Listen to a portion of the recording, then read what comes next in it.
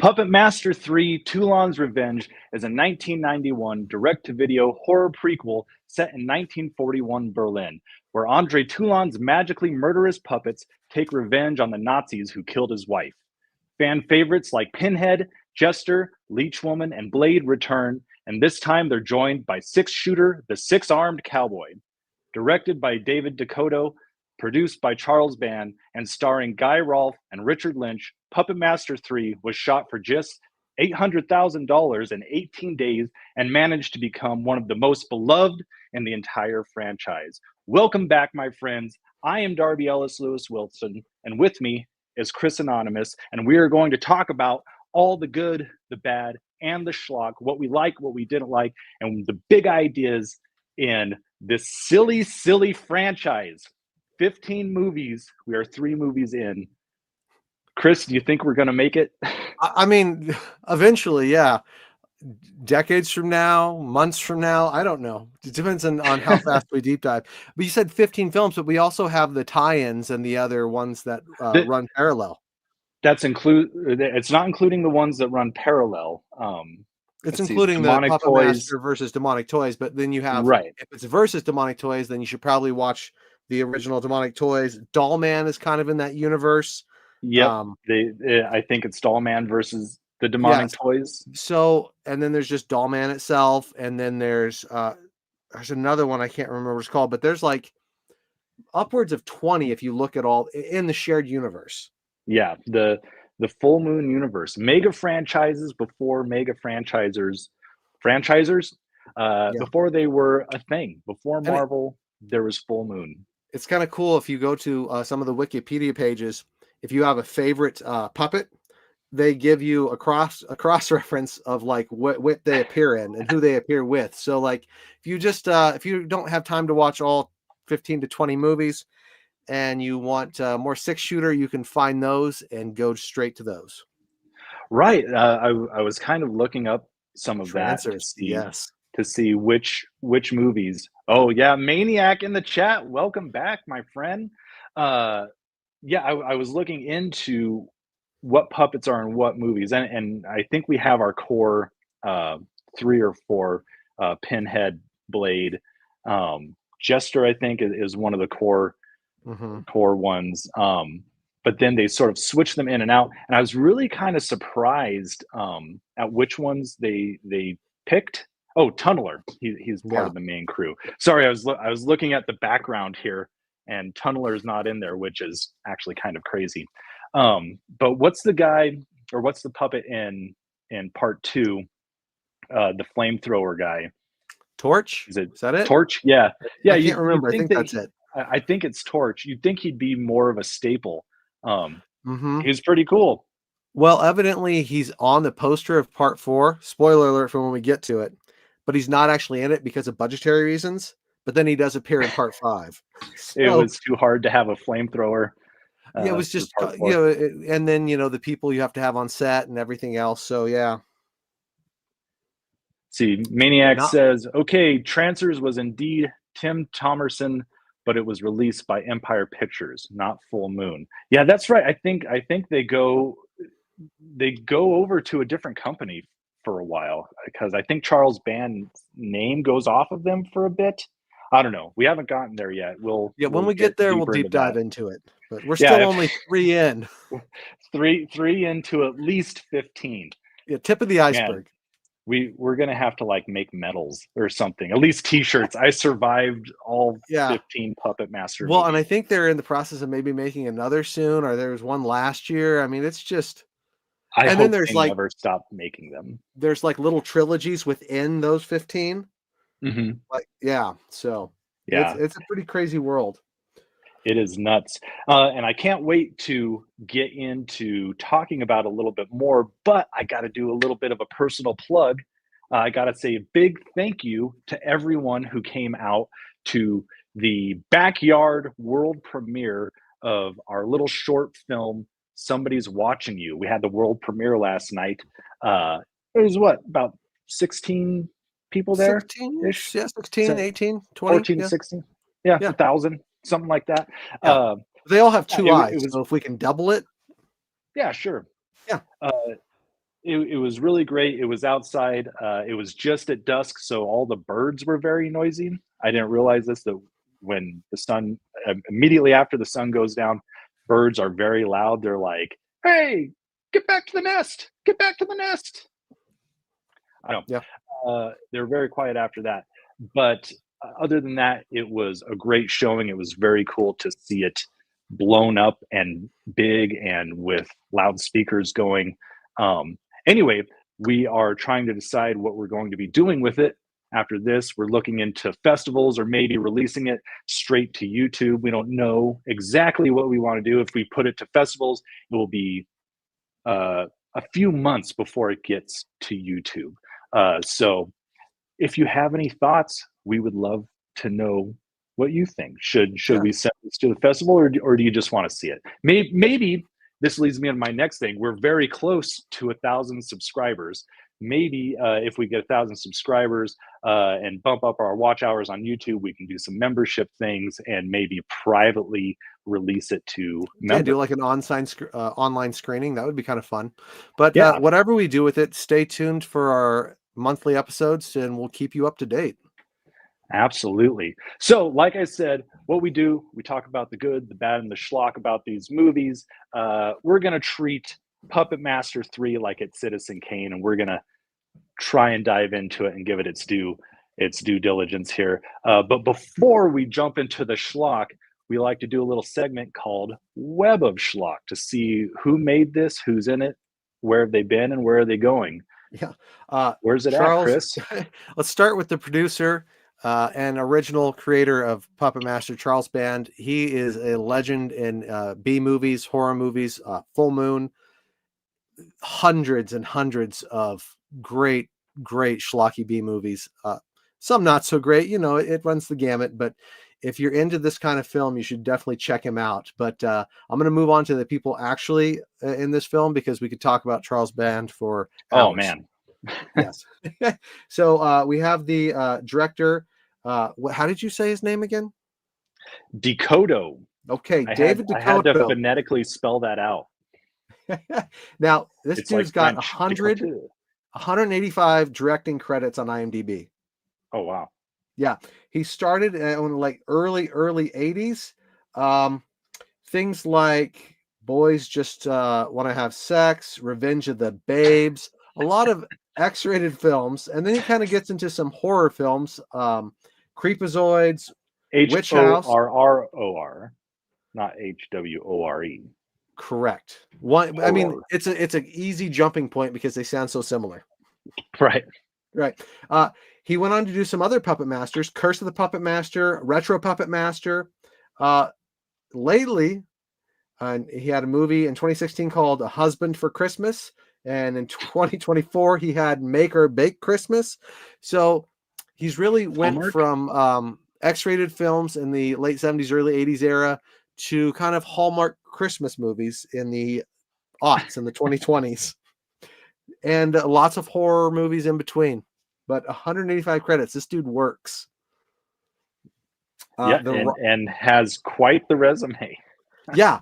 Has gone the full gamut. There are some really great titles. If you just are a fan of great titles, you should just look him up. The writer, so Charles Band has a story credit on there because of characters he created, but the writer is C. Courtney Joyner. He wrote Prison. He wrote Dr. Mordred, which is another Full Moon production. Puppet Master Legacy. He wrote Puppet Master versus Demon Toys. And we've already seen him on the show once, though. Well, we haven't seen him on the show, but we've talked about him on the show because he wrote Class of 1999.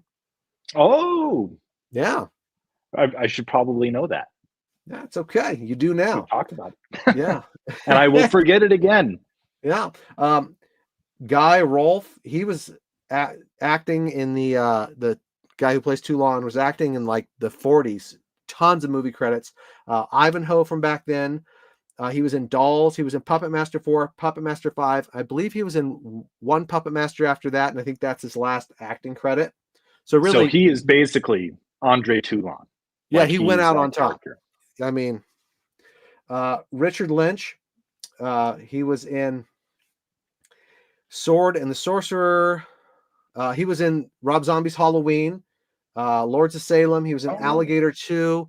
A lot of credits, a lot of really old movies, all the way up. I think he had Lords of Salem was his last credit, but there's something coming soon, maybe. Then we have Ian Abercrombie, who played Dr. Heiss. He was in Army of Darkness. He was in Star Wars Clone Wars. He was in Jurassic Park The Lost World, Warlock. And then Sarah Douglas was in Conan the Destroyer, Superman Part 2. So lots of fun schlocky movies and lots of really fun classic movies. It's the age group in this film skewed older, so it's really fun to go back and see some really old credits, some cool old movies, and some cool guest appearances on TV shows. Mm-hmm. Wow, it's really kind of a star-studded cast. Well, and it's also interesting. I mean, for an $800,000 movie. Yeah. You know? Well, and how many horror movies star people in their 50s and 60s as the main cast? Right. Especially if it's supposed to be like I don't know if this is an action movie, but it's action adjacent, right? Correct. Yeah. It's just really interesting to have that. Usually have the one old guy who the Harbinger is some old dude, right? Right. But beyond that, or it's the teenagers. wise old man. Right. If you look at part 1 and part 2, you had people in their 20s and 30s. Mm-hmm. Maybe 40s. So maybe 40s. I think in 2 they were a bit younger. In part 1 they were at least 30s. Yeah. So that's it I have for Web of Schlock. So if you want to get into Schlock itself. All right. Well, yeah, let's jump into the Schlock. Like I said, we try and find, the things that stuck out to us. Maybe are there any big ideas in Puppet Master 3 and the Puppet Master movies in general? I don't know, but I did think the beginning of the movie, after the credits roll, I think it had something kind of interesting. It didn't really go on this theme, but sort of the idea of political satire and free speech. Toulon's doing his puppet show, which, by the way, I don't think Toulon is like actually a very good puppeteer. Like he didn't do very good voices. No, but like he's supposed to be like amazing. But we have I forget his name, the little Nazi lieutenant guy, the wannabe puppeteer watching the show, and then he comes and visits him, and Toulon just says it's political satire, and I think that is a sign of a healthy society, which I would totally agree. However, it's slightly interesting that his puppet show for kids includes like this 6-armed gunman gunning down Hitler, right? Like, well, I think he's just shooting the ground to make him dance. Is that what he was doing? Yeah. I thought he was like killing him, and I was like, oh, no, he was like, it's okay because it's Hitler, but like if you were in the time, it'd be like, yeah, you'd probably get a visit from the SS. Well, in any country, if you're going to be, having a character shoot at someone in charge, whether it's fine or not, it's like you can't expect not to be visited by Secret Service or like, hey, how you doing? Right. You feeling all right? How's your mental health? What's going on? Right, exactly. Like, and that's some of that stuff is going on right now. There was a picture that came out that said like 86-47. It was obviously about Trump saying like get him out, or people are saying kill him, like remove by any means necessary. And so one side is very upset by this, the other side thinks it's hilarious. But just a few years ago, I think previous election, there was like the truck that had like Biden, it looked like Biden was tied up in the back, and then one side thought it was hilarious and one side thought it was very upsetting, right? Promoting political violence. So it's just really interesting who you can make fun of, who you can like not just make fun of, but make like sort of threatening satire about. Satires, it's strange because it's satire, but you don't necessarily know the outcome of it. You don't know the intent behind it. You don't, is it satire? Is it something else in the guise of satire? And satire is inherently going to offend some side. It could be a very small side of something, but that's kind of the idea, is you're poking fun at something to call attention to it. And so by nature, it's going to be divisive. Right. And I mean, the movie itself doesn't really dive into that in any No, way. I just think it's interesting that they act kind of surprised, right? right. When the lieutenant comes and talks to him like, "Oh, it's just satire," and it's like, "You're living in Nazi Germany. Like, of course you can't have your free speech, right?" Well, and it's also interesting because the puppets are, spoiler alert, uh, trapped souls with Egyptian green slime magic, Yeah. right? So there's, he's living a lie as a puppeteer. Right. Yeah, they said he was actually A scientist, uh, a scientist, what's a body physician, scientist called? a doctor. um, No, man, I'm yeah, anatomist, sure, anatomy. I don't know. yeah. I'm no doctor. I'm not a Dr. Jim. Um, so yeah, it's just interesting. And if he hadn't had the Egyptian magic, I think that the wannabe puppeteer would have let him be.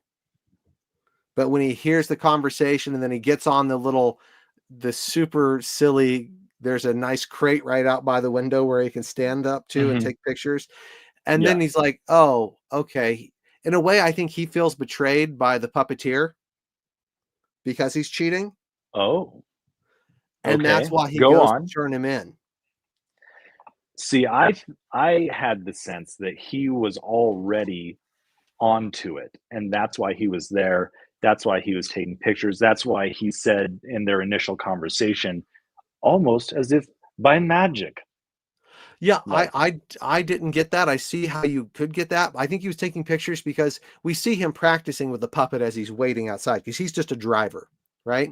mhm, And so that opening scene, he's practicing with a puppet. He's really into puppeteering. This guy is a master. He's like almost by magic.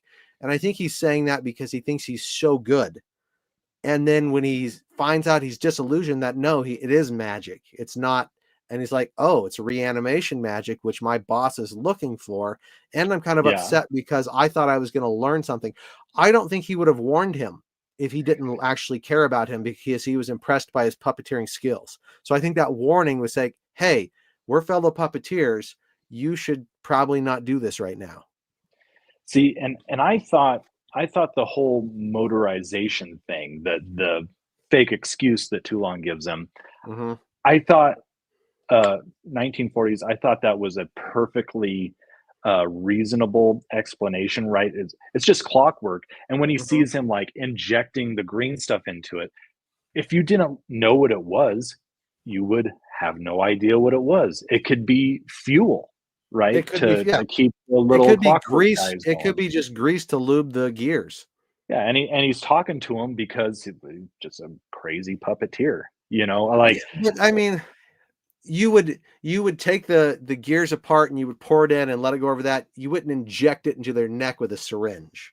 yeah, depends on how they're made, right? They Okay, might I'd have like to little neck holes to put it in. I don't know. maybe. I Yeah, it's perfectly feasible. Of course, the movie has to happen, right? So right. it has to like move along. He has to take pictures, show the pictures to his bosses. The bosses look at it and go like, "Oh, these look like they move without strings," even though they're looking at a Hmm. still picture with like probably a low frame rate, so it doesn't like show the strings Right. anyway. Like it didn't show Hitler's strings either. So you'd be like, Yeah. "Oh, you just have a bad camera." Yeah. Yeah.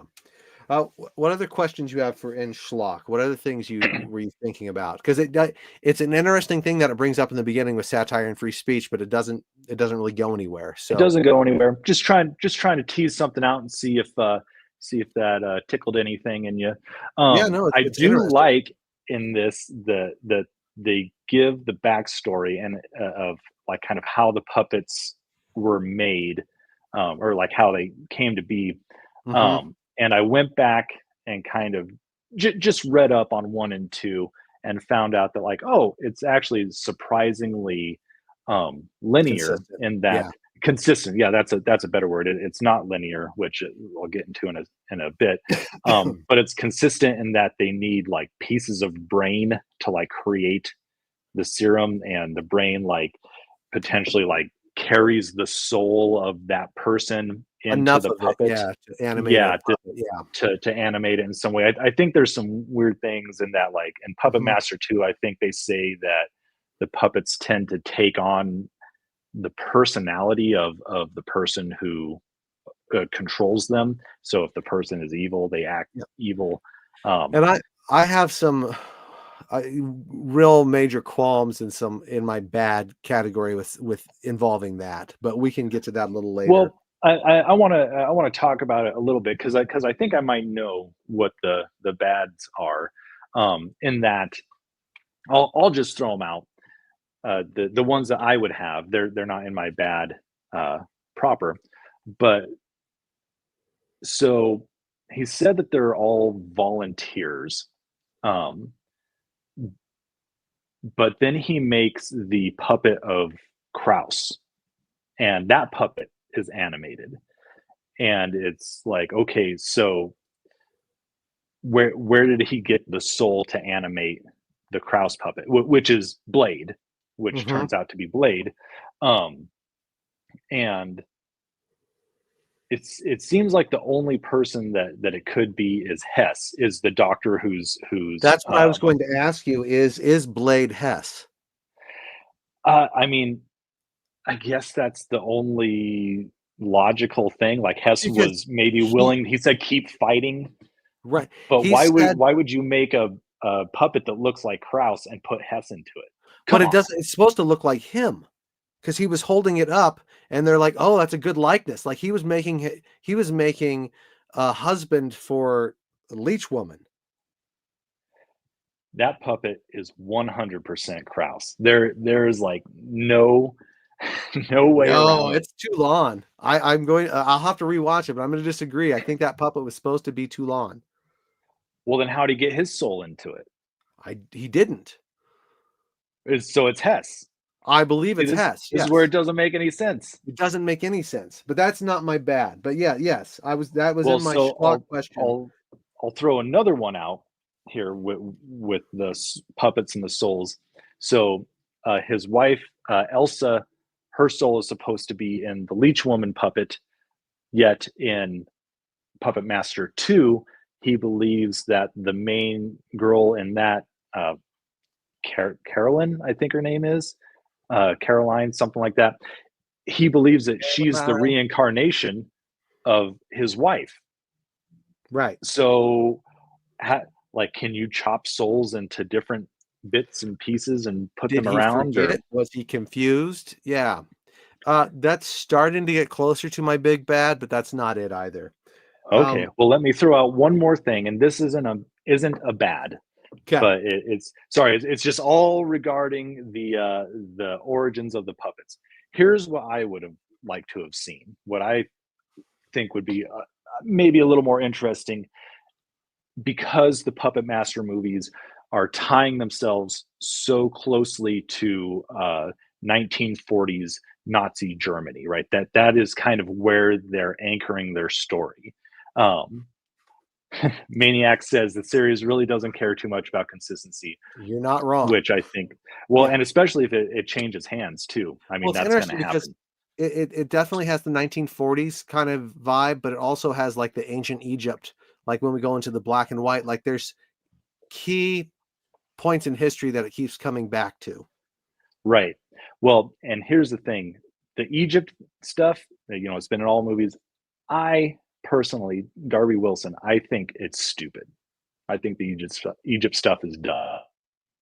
But in tying it to Nazi Germany, they kill his wife, and I think Krauss says, who cares if you killed a Jewish woman?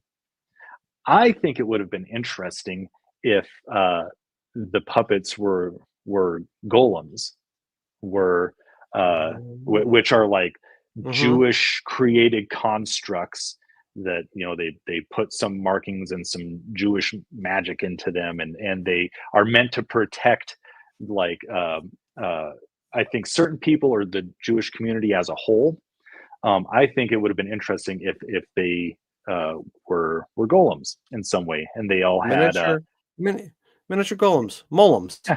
Molems. Yeah, Muppet golems. Yeah, that could be interesting.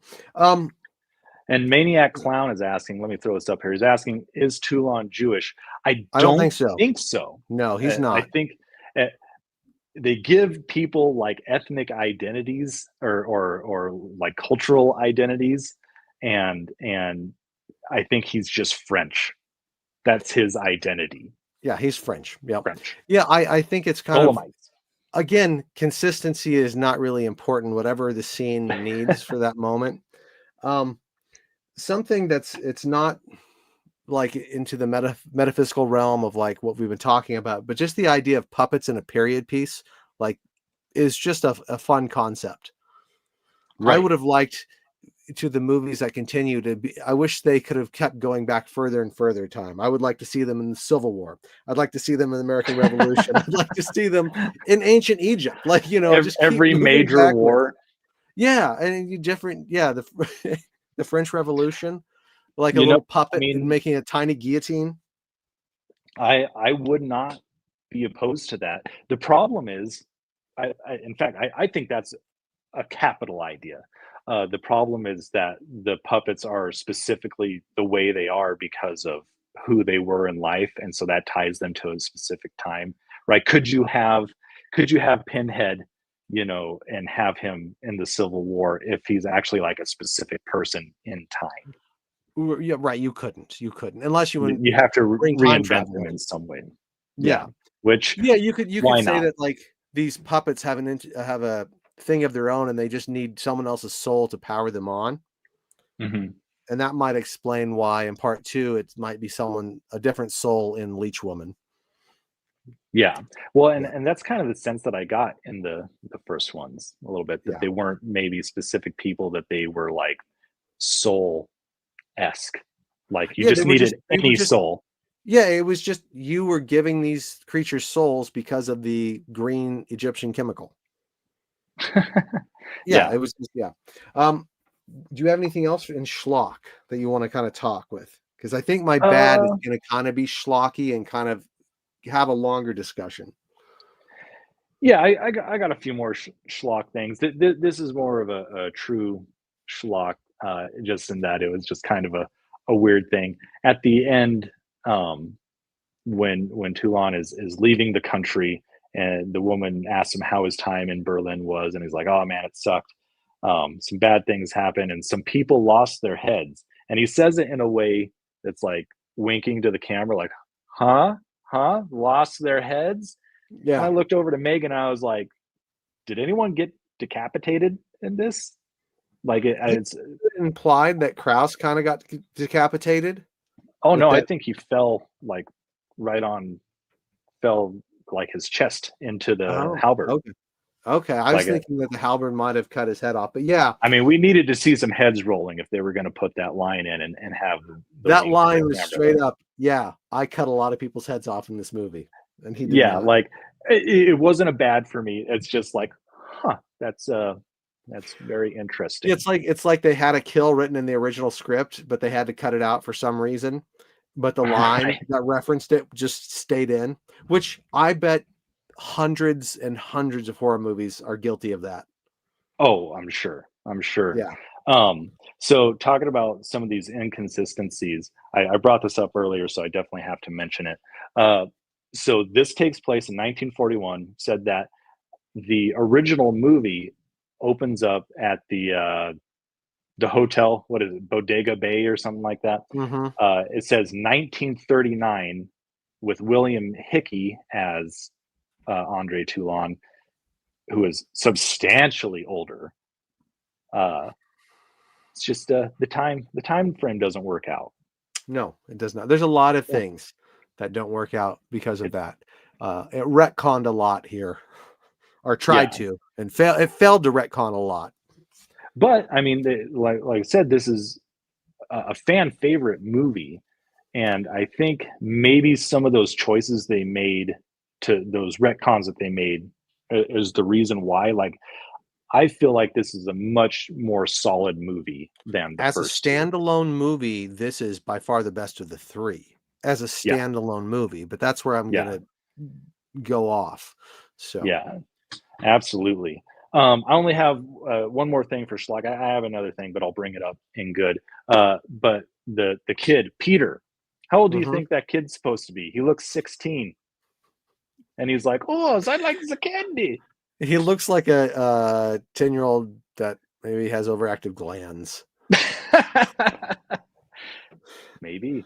Yeah, it was that vague age of like, I still like the chocolate. Yeah, Yeah, yeah. they just got. I think they got someone much too old to play someone who is supposed to be like 7. Well, when you have a $800,000 budget, you get who you get. Right. You get the closest newsy you can find. Yeah, yeah. All right. Okay. But that's all I have for Schlock. Should we move on to the good and the Uh, bad? yeah, let's do it. Let's do it. Well, let's start with bad so we can end on a good note. I like it. You've been chomping at the Uh, bit. Tell me your bad. yeah, there's lots of little bads, as with any movie, and I'm not really going to go over any of them. What I want to ask and talk about is making them anti-heroes or making them heroes, Hmm. which happens in a lot of movies and is fine. It's a fun idea, especially when you have characters that people like, and if they can enjoy those kills even more because they're kind of the good guys. Uh, that's fun. But my problem is this is a prequel, Hmm. and they're straight up in the first two movies horror monsters. They're things of terror that are killing people who don't deserve to die. Until the end. They in both movies they turn at the end. They turn at the end, but they're still doing it. They're not anti-heroes in the first two movies. They're monsters. Right. Well, in the first movie, uh, I think they're under the control of Neil. I think his name is the bad guy, and then at the end they see that he's really bad, and then they turn on him. And then at the beginning of the second movie, they dig up Toulon because they need him to like make the serum so that they can survive. And then I think by the end of that, they think that like he's just too crazy. Okay, but even if at the end they see the error of their ways, they're still straight up killing teenage horror fodder, Right. 20 somethings, right? And that's fine and that's enjoyable. And I really like them as little miniature monsters for schlocky horror movies. So this, they're not. They're doing his bidding, but it's a revenge flick.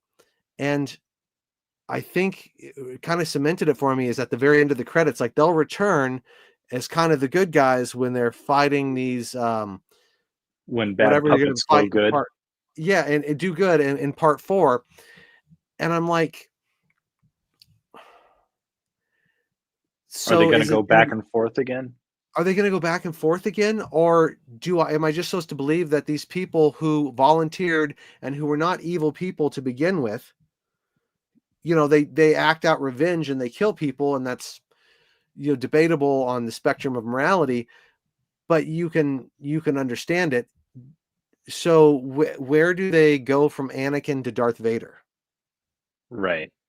Well, Maniac has a good comment. It says, "Consider that you can consider them not anti-heroes but anti-villains." So that's Which is why possible. they're wishy-washy. They're in D&D speak, they'd be chaotic evil, neutral Right, evil, maybe. but they don't come across that way in this one. No. Well, again, it's a prequel. Maybe they're still just nice by the time one and two comes around, they're just like, hey man, we're over it. We just got to survive. And We'll go with maybe whoever's feeding us. and maybe the movies that follow will answer these questions for me and I'll see that arc. I highly doubt it. But from what I know, what I think I know about the series and where it goes is that they kind of keep this anti-villain, anti-hero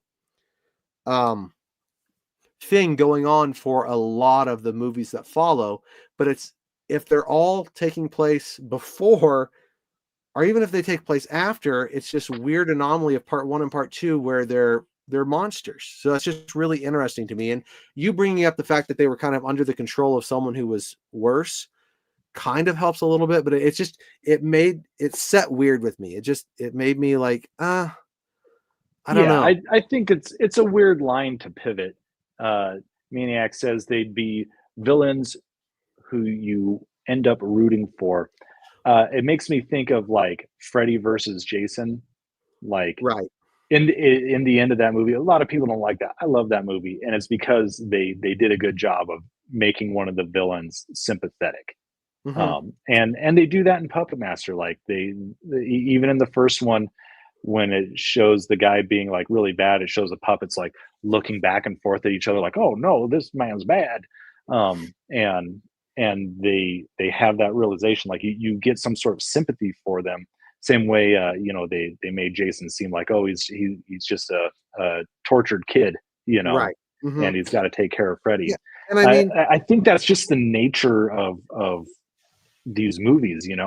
well, to some of them it is, but it's slightly different, like anti-villain when we're thinking about that with like Friday the 13th or even Jason, we have these teenagers in 80s slasher flicks who commit some sin and they do stupid things and they say stupid things and then they have a crazy kill and that's so that you enjoy that crazy kill more, right? Hmm.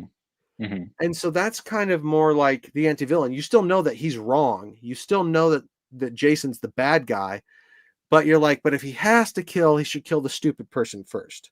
Like that's Right. that's how you watch those movies, whether it's right or wrong. But this isn't saying that. This is taking them and making them into not quite heroes, but it's an interesting thing. And maybe I'm reading too much into it. Well, they could have done like many movies do and just gone straight evil, right? They could have been Chucky. Mm-hmm. They're just evil and always evil and stay that way. Well, and if this would have But maybe happened, that's what makes them unique. maybe it is, but I'm I'll have to wait and see. That's where I'm at. So it Yeah. rubbed me wrong as I was watching this movie, thinking about part one and part two, but maybe part four and five, which was actually supposed to be a double movie, but they released it as two separate ones. Maybe that'll answer these questions for me. That it was supposed to be a double movie. That's what I had read. Yeah. Oh Or wow. one long movie. And it was Okay. cut into two, but That makes yeah. me want to see it even more. The other thing that's interesting is from what I understood with the mythology in this movie is that the dolls that they put him into kind of had something to do with the character previous in life. Hmm. Like, Which is my problem with the Blade doll. well, but I also have a problem with his wife, Leech Woman. Why leeches? Why her? That's a weird. It's a creepy power for a monster in part one and part two. It's a strange power to give your dead wife in part three. Like of It's all the powers you could give her, his subtle dig at his deceased wife, like, oh, she was really kind of a well, bloodsucker. it just feels like, well, we have a leech here, so I'll put it in her throat, and that'll be her special monster power. And I'm like, that's creepy in part two. It's really creepy, but that's a weird power to give her when you could Well, do anything. I think they touched on it of like this idea that like they took blood from you in life and so you'll take blood from them in death, sort of thing.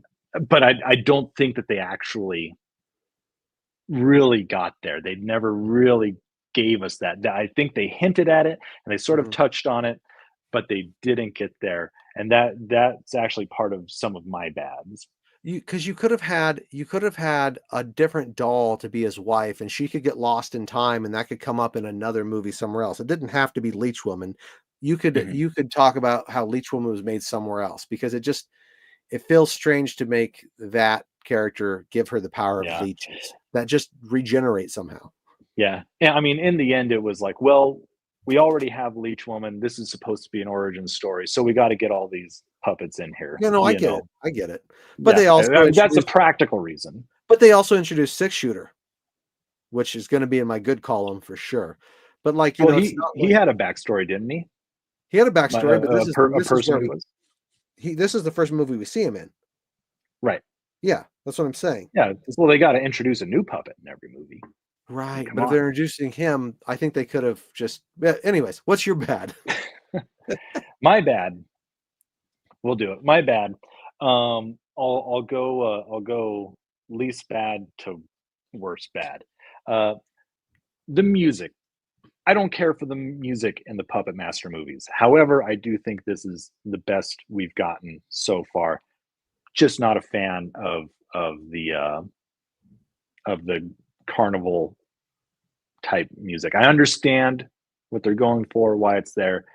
Don't like it, and specifically because I don't think it gives uh, good emotional uh, heightening in any way, right? It doesn't make things particularly scary or particularly funny or particularly sad. I think it's just kind of this weird droning Yeah, melody. yeah, I'm with you. Um, and that will lead me into some more of my bad. But the next least worst bad is I feel like the deathcore zombie subplot thing is kind of a yawn fest. It didn't really do anything for me. I understand why it's there as like a B plot, and it gives motivation for the villains to be doing some things, but I feel like it doesn't really pay off in any way I to liked it. justify its existence. I should have paid off. It did not pay off at all. They should have animated one zombie, and the Had puppet him should have go had a after really him. hard time taking it down. Yeah, How do you feel if they something would have that's done dead? that, Yeah, right? If they would have done that, I think it would change that whole subplot for me. but But the I fact agree it with doesn't you. go anywhere. As is, yeah, I agree with you. It doesn't go anywhere. And I mean, I think that like one of my favorite World War II like sci-fi fantasy tropes is that the Nazis, they're looking for ancient artifacts to gain like supernatural power. That's Indiana Jones, right? I think that makes for interesting fodder for an action flick where you can go and have magic in it, and you can The punch sky's the limit. Nazis, and yeah, I mean, like I think that's just such a fertile ground for great storytelling, and I think that um, they didn't need the zombie thing. They could have just purely been like, hey, we know that there's this ancient Egyptian magic that we're trying to track down, and we've pinpointed it to this I mean, puppeteer in maybe they Berlin. wanted to have a puppet of their own that they could sneak in somewhere to spy Right. because of how small it is. Great little assassins, you know? There you go. Yeah. I mean, Yeah. Okay. they didn't need it. I agree. Um, the next is I feel like this movie had all of the right beats in it. Hmm. Like I said, understand why the B subplot is in there. Um, I think Toulon's motivation is totally justified. I think it climaxes in the right spot. Um, like it has all the things it should have, but I just feel like they don't have any emotional resonance. At least not for me. Like when his wife is killed, like I feel like that should be like such a devastating moment. Like I should feel terrible watching that, but I feel like what I saw was just like, no, don't. Well, they didn't build the characters up. They didn't take time with them Well, to get I that mean, they emotional tried to. investment. They had the scenes in there. They had like the dialogue in there. It just did not Fell flat. hit for me. Like, Yeah. I want to see like the A24 version of this movie where it's just like very artsy and they just really like hang on these moments, you know. Or maybe even like the Lionsgate version. I don't know, where it's just like totally Uh, brutal or something. even a Blumhouse version is fine. Yeah, Yeah. Blumhouse, anything. Just uh, I think any production house would have probably been better, and that leads me to my number one bad is that I don't think this was directed very well. I think I think a lot of those things, like you have all of these key points in here, you have all the right beats of the movie, but the person who is responsible for getting all of this put together into one final vision ultimately uh, Connect the did dots. not get there, did not connect the dots well enough. And to be fair, $800,000 movie. There's only so much you can do. There's only so much time you have. There's only so many resources you have. Um, but it has a bit of a made for TV feel in some ways, Like it in was straight the to way it video. was shot, like it was Yeah. straight to video. Exactly. This wasn't Right. blowing up any theaters. Yeah. I mean, I'm not going to disagree with anything you said. Those are all fine points. Yeah. Because they're Again, true. I don't think the directing was awful. I think it was adequate for what your budget. Same with writing. Same with Yeah, costumes. Same. I mean, you can only do I would so agree. much for so much, and Right. it doesn't always work. Yeah. Well, let's flip the coin here and go to the good. Okay. Um, you want me to start?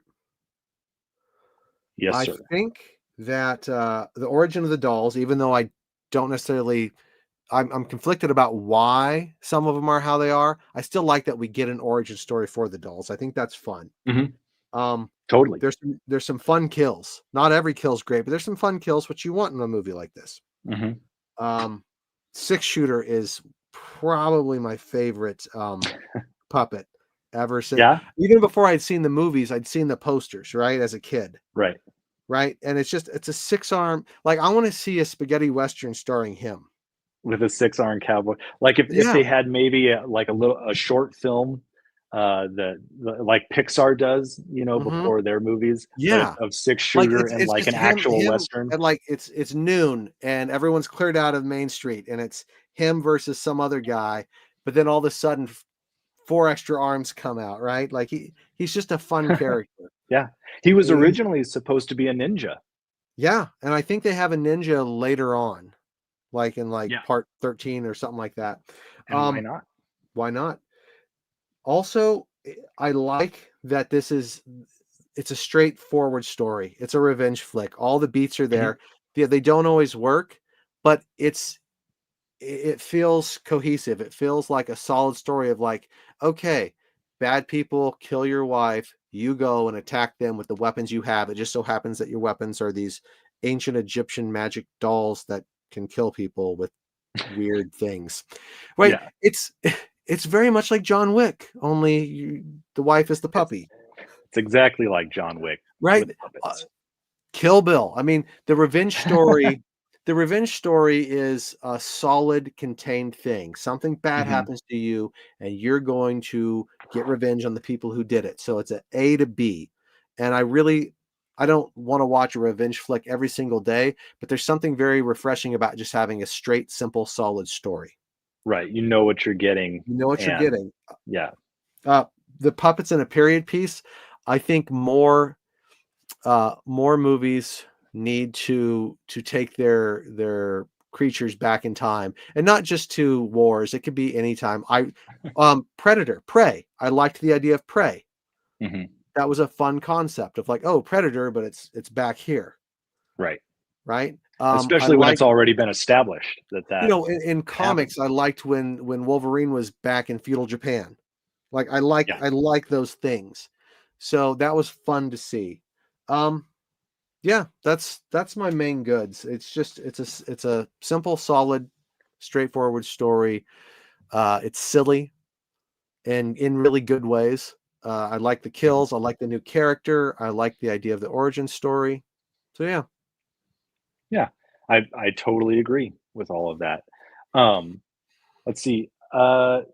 So my goods, obviously the puppet effects. I think that they've been pretty top notch for all three movies, Hmm. and so I look forward to seeing more of those. I really hope they don't skimp on that department as the movies go on, because Right. it's just so important. And I think they've still done an excellent job. Um, let's see, Richard Lynch as Kraus. I thought he was a great villain. Um, apparently, uh, I thought this was makeup at first. Apparently, in real life, he is very badly burnt.